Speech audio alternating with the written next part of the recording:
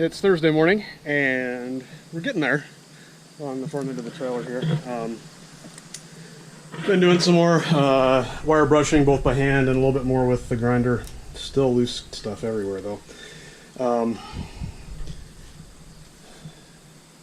It seems like I got a lot of the gravel dust cleaned up with the last pressure washing yesterday, but there's still a lot of spots where there's kind of a white sheen, which I think is probably limestone dust.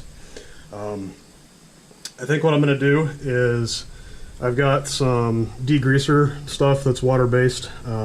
Normally, if you're doing oil-based paint, you use a water-based degreaser so that you're opposite, or so that the solvent doesn't screw with the paint, is my understanding.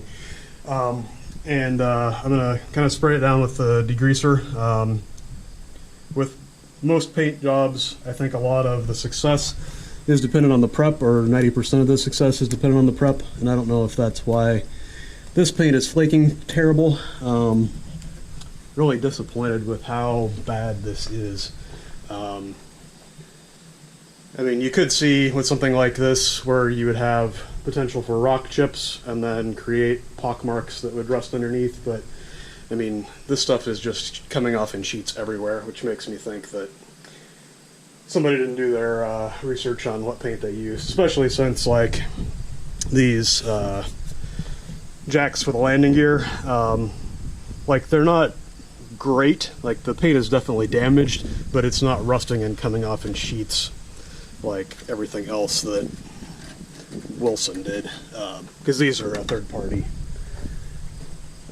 piece that they put onto their trailers. But anyway, we're going to degrease and then I think wash things down good with the regular garden hose, and hope that we can flush away as much of that limestone dust as possible, and then probably let it dry for a little bit and then blow it off the air hose again and let it dry a little bit more, and hopefully try to put some paint on.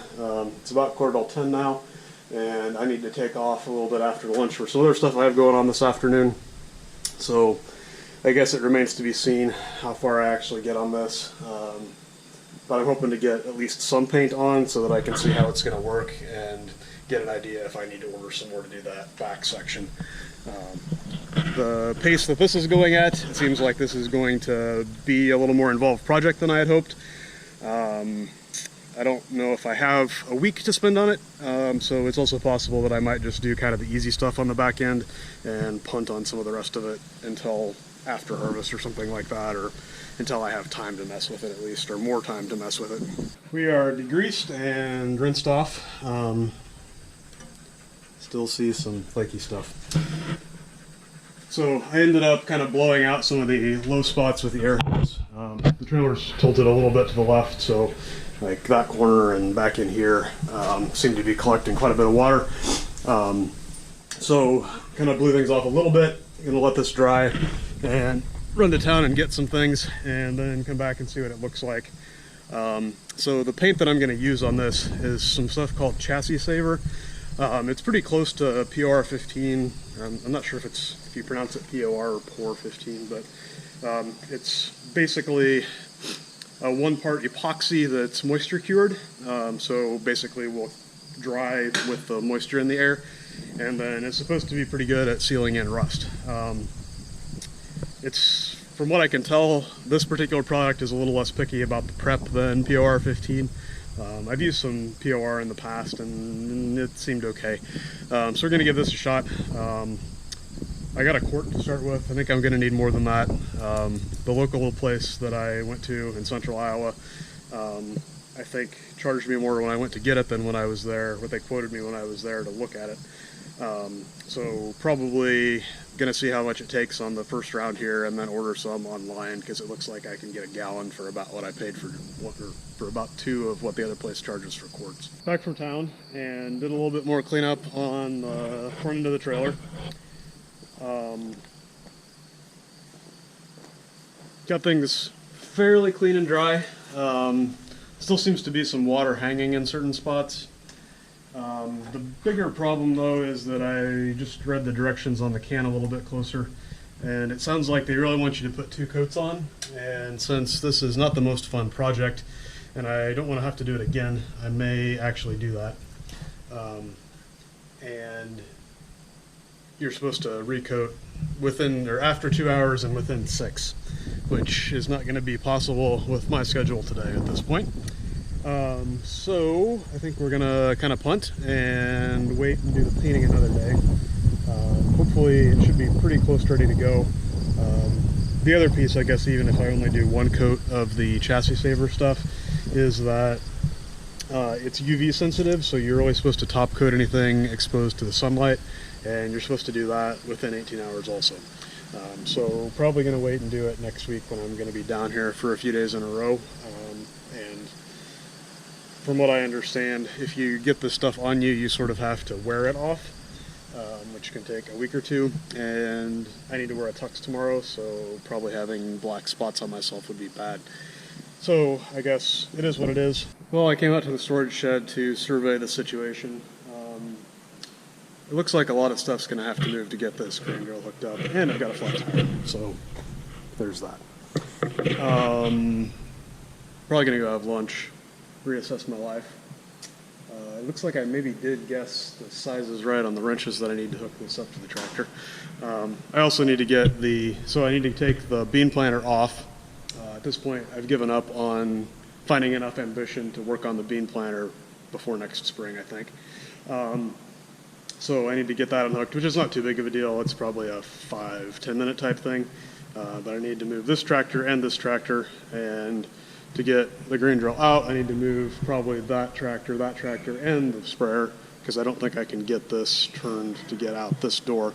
I don't know, maybe if I screw around enough. So we'll see how this goes. I don't think I'm going to have time to get anything drilled today anyway, probably, by the time I switch this around. So I might get hooked up and wait to mess with that stuff until next week or whatever. In good news, I think that my bushings for the stabilizer arm thing on the grain platform arrived, because I just saw the UPS truck leave, which means that McMaster car is a lot more efficient than John Deere. I was at the local dealer here a little bit ago, and the stuff that I ordered Tuesday afternoon had not made it from the warehouse to the local dealership store yet. This stuff made it from McMaster to my doorstep, and it was ordered basically a day later. So kudos to McMaster car. I should mention that it's really irrelevant whether or not the John Deere stuff gets you today, because I'm not going to work on this until next week anyway.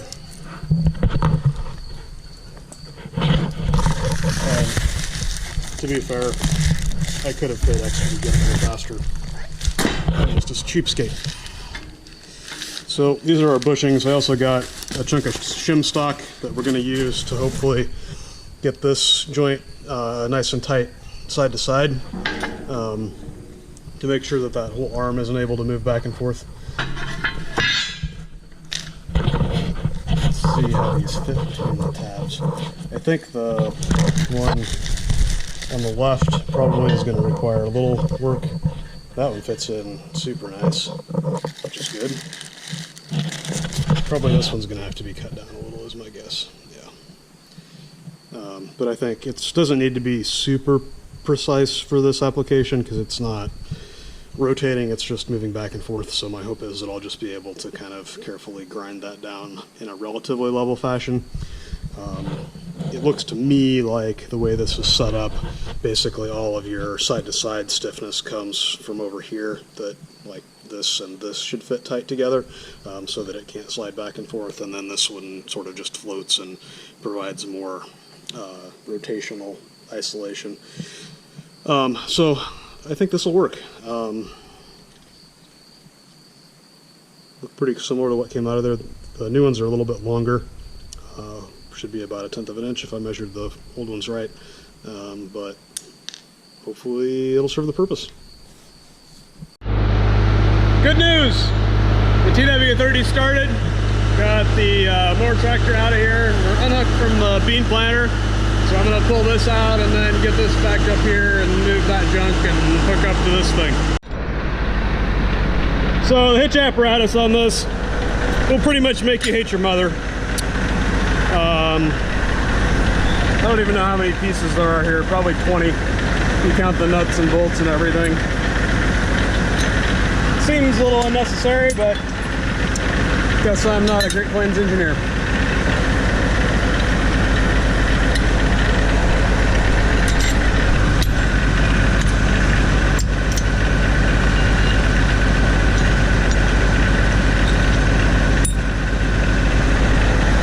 Plus, it seems like this drawbar isn't totally flat with where this thing sits, so that means we need an extra washer. A couple extra washers on the top because the bolt's really too long.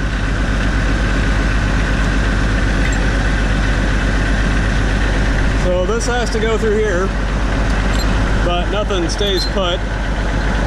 Bushing on the top, pushing on the bottom, and then this slides in.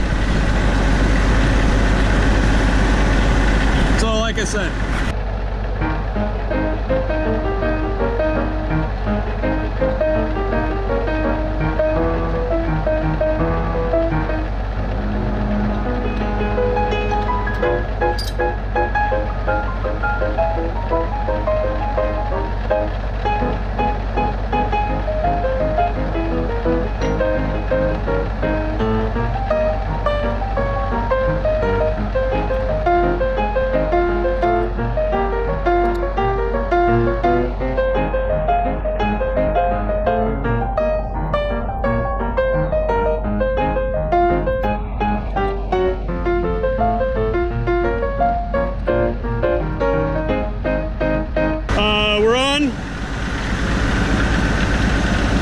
need to get some wrenches and tighten stuff up.